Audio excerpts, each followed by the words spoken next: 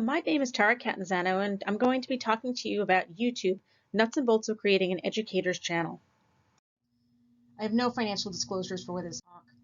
We're going to be covering a variety of topics related to YouTube. First of all, addressing the value of YouTube, and then moving on to how you create a channel, what content you might post on this channel, and how you would go about marketing it. And then we'll conclude with a few words of caution about YouTube videos.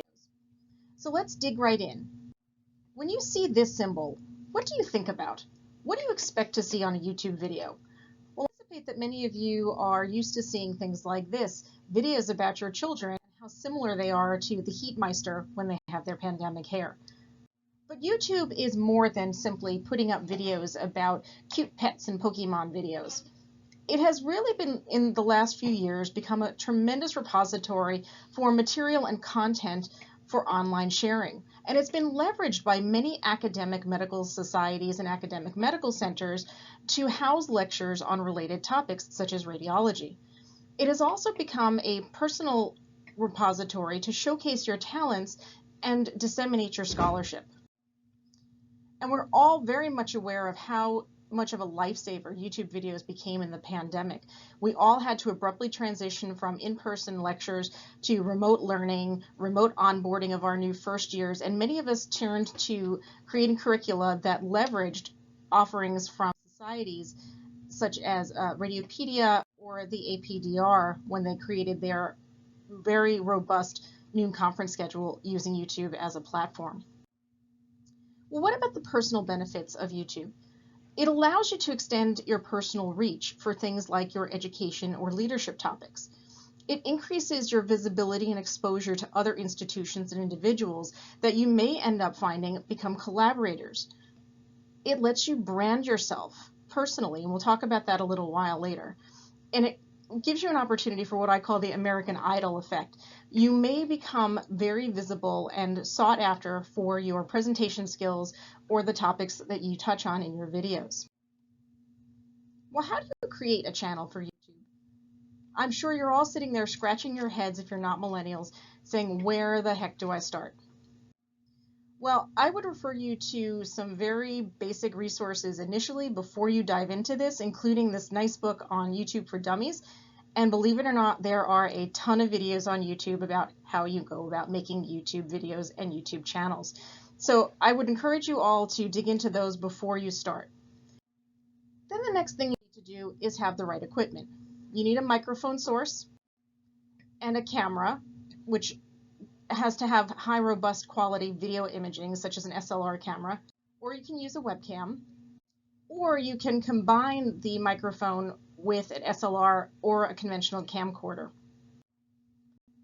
And when all that fails and you just need to get your video recorded, you can use a smartphone to record your video and upload it. And finally, you need equipment, computer, either a laptop or a desktop computer. If you are very high tech and are planning to have a very high-end YouTube channel, you may actually need some additional software for editing, but I think for the purposes of radiology, recording on PowerPoint or Zoom is sufficient and does not require additional editing. So speaking of software, the two platforms that I think are probably the best to use to record the content for a radiology-based web channel are PowerPoint, such as this presentation, where you can record both audio and video at the same time that you're showing your slides, or you can use Zoom as a platform to record your video. And that happens to be very nice when you are trying to collaborate with other individuals who are not in the same physical location as yourself.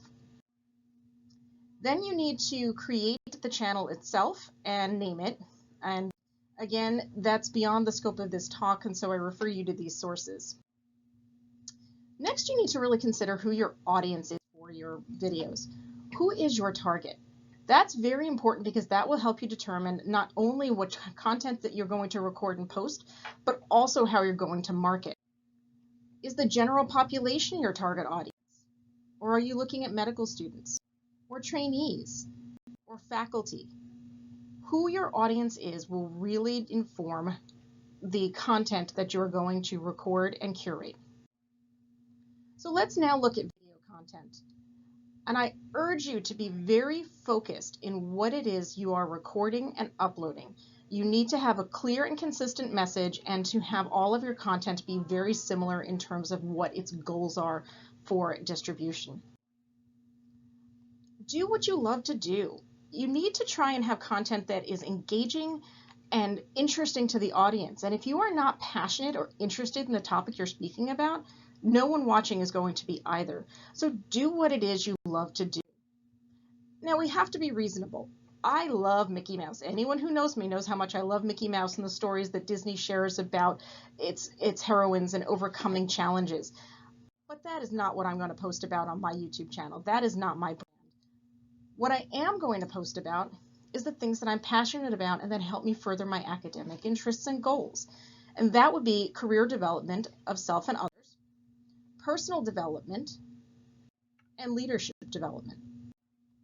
So my YouTube channel might look like this. Okay, Disney did sneak into it. Sorry about that. Moana did help teach me about career development. I'm very interested now in the plight of the mid-career faculty and how they continue to develop, recruiting and retaining diverse workforce, and strategic career planning. So I ask you, what is your passion? What is it that you would want to record and post content about? Think about that and use that to inform what your channel might look like.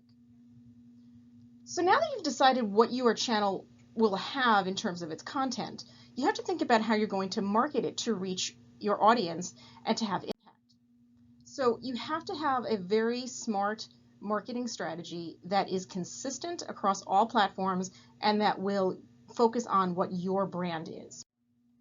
You can use any or all of these platforms to try and promote your YouTube videos. You can tweet out that you have a new video coming. You can put it on your LinkedIn profile. You can put it on Facebook. There are many ways that you can put your information out there to direct people back to your YouTube channel. But again, remember, you need to have a consistent message and brand across all of these platforms. What is your brand? I like this article that I found online that talks about the 10 golden rules of personal branding. And for me, I think personal branding really comes down to this. What is it that you're passionate about, and be authentic about it? Make sure that your brand has a positive impact on people and that you are leaving a legacy. And I think that those are the key takeaways for personal branding. If you are authentic and you believe in your message, that will become your brand. So for me, again, my personal brand is personal development and a growth mindset to help me become a better leader and to hopefully teach others how to be better and more authentic leaders. Make sure your brand is consistent. Everyone recognizes these brands. Make sure that your brand is consistent and represents who you are and the message that you want to convey. So finally, a word of caution. There has been a lot of attention paid in the last several months over HIPAA compliance. And I know that in the pandemic, this became slightly less of an issue as there were some relaxation of the rules around telehealth and, and HIPAA violations. But as we're going forward and you are recording enduring materials for your website and your YouTube channel, you really need to make sure that you are HIPAA compliant. And some of these new search engines can actually find patient information that you believe that you've de-identified on PowerPoint slides. So just be very mindful that you are actually being HIPAA compliant in all of your offerings. And the other cautionary tale is copywriting. Many of us think that the images that we're using from the web for clip art or other things, that it is okay to use it if we cite the reference source that we obtained it from. That may not actually be true, and copyright laws are very detailed and complex. There are specific ways that you can configure your web browser to search for copyright available offerings, clip art that you can actually use.